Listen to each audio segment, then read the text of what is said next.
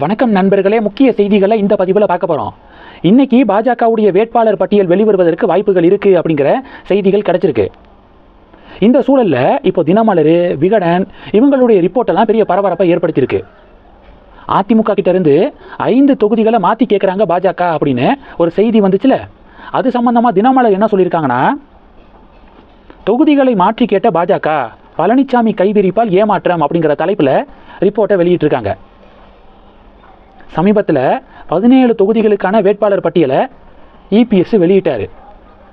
இதில் மேக்சிமம் சென்னையில் இருக்கக்கூடிய தொகுதிகள், பாஜக மாற்றி கேட்டாங்கள தொகுதிகள், அதில் டி நகர், வேளச்சேரியெல்லாம் அந்த லிஸ்ட்டில் இருந்திருக்கு. ஆனால் அது எல்லாத்தையும் தாண்டி இப்போ அதிமுக வேட்பாளரே அறிவிச்சிட்டாங்க. அதனால் இந்த தொகுதியை மாற்றி கேட்குற விஷயத்தில் இபிஎஸ்க்கு உடன்பாடு இல்லை போல, அவர் ஓகே சொல்லலை போல அப்படிங்கிறத தான் இந்த விஷயம் காட்டுது அப்படின்னு தினமலர் ஒரு ரிப்போர்ட்டை வெளியிட்டிருக்காங்க. இந்த ரிப்போர்ட்டு பெரிய பரபரப்பை ஏற்படுத்தியிருக்கு.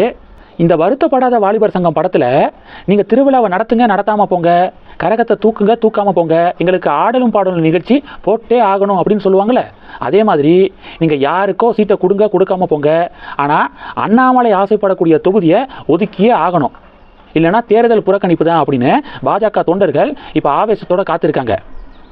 வேட்பாளர் பட்டியலில் அண்ணாவுடைய பேர் வருமா வராதா?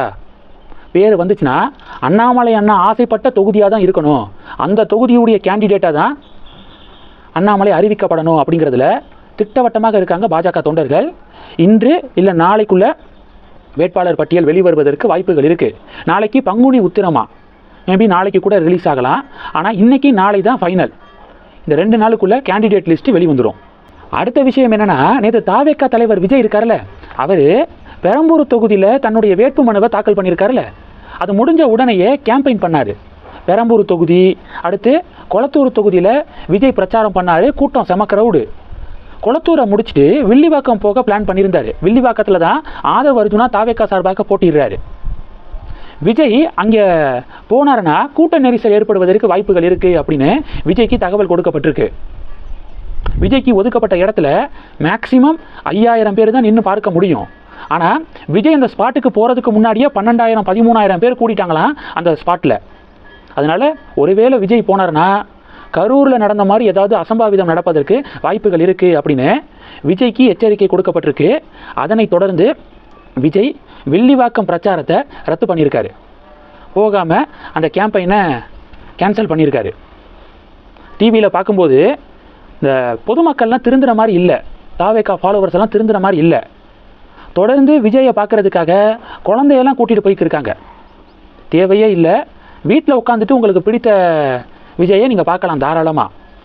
இல்லை போகணும்னு ஆசைப்பட்டால் குழந்தைய வீட்டில் விட்டுட்டு நீங்கள் மட்டும் போய் என்னமோ பண்ணுங்கள். குழந்தைகளை எதுக்காக கூட்டிகிட்டு போகிறீங்க அவ்வளவு கூட்டத்தில், க்ரௌடில்? நேற்று கொளத்தூர், பெரம்பூரில் விஜய் பிரச்சாரம் பண்ணும்போது அந்த கூட்டத்தில் நின்றுக்கு இருந்தவங்களெல்லாம் பார்க்க முடிஞ்சிச்சு. செம்ம க்ரௌடு. அங்கேயே சில பேருக்கெல்லாம் மூச்சே விட முடியலை. அதோட இன்ஸ்டாகிராமில் ரீல்ஸ் எடுத்துக்கிருக்கானுங்க. அதனால் தயவு செஞ்சு விஜயை பார்க்கணும்னா வீட்டில் உட்காந்து டிவியில் பாருங்கள். கேம்பெயினில் அவர் என்ன பேசுகிறாரு அப்படிங்கிறத வீட்டில் உட்காந்து கவனிங்க. நேராக ஸ்பாட்டுக்கு போகிறது, அதுவும் குழந்தைகளை கூட்டிகிட்டு போகிறதெல்லாம் தயவு செஞ்சு தவிர்க்கணும் தாவேகா ஃபாலோவர்ஸ் அப்படிங்கிறத சொல்லிவிட்டு கடைசி டாபிக் என்ன பார்க்க போகிறோம்னா, வெஸ்ட் பெங்காலில் 2 கட்டங்களாக தேர்தல் நடக்குது. April 23 first phase, April 29 second phase. BJP TMC இடையே தான் கடுமையான போட்டி இருக்கும் அப்படின்னு எதிர்பார்க்கப்படுது. இதில் காங்கிரஸ் என்ன பண்ணியிருக்காங்கன்னா, நாங்கள் அனைத்து தொகுதிகளையும் தனித்து போட்டி அப்படின்னு காங்கிரஸ் அறிவிச்சிருக்காங்க. காங்கிரஸுக்கெல்லாம் வெஸ்ட் பெங்காலில் வேல்யூவே இல்லை, ஒரு பயம் மதிக்க மாட்டான். அதனால் போட்டி டிஎம்சியா பிஜேபியா அப்படிங்கிறதான் போட்டி. இப்போது ஒவ்வொரு ஜென்ரல் எலெக்ஷனுக்கு முன்னாடியும் வெஸ்ட் பெங்காலுடைய சிஎம் மமதா பானர்ஜி காலில் கட்டிக்கிட்டு வீல் சேரில் வர்றது, தலையில் கட்டிக்கிட்டு முடியாத மாதிரி ஹாஸ்பிட்டலில் போய் அட்மிட் ஆகிறது, இதை தொடர்ந்து ஒவ்வொரு ஜென்ரல் எலெக்ஷனுக்கு முன்னாடியும் பண்ணுவாங்க. இப்போது இந்த ஜென்ரல் எலெக்ஷனுக்கு முன்னாடி என்ன நாடகம் போட போகிறாங்களோ அப்படின்னு பாஜக கலாய்க்கிறாங்க.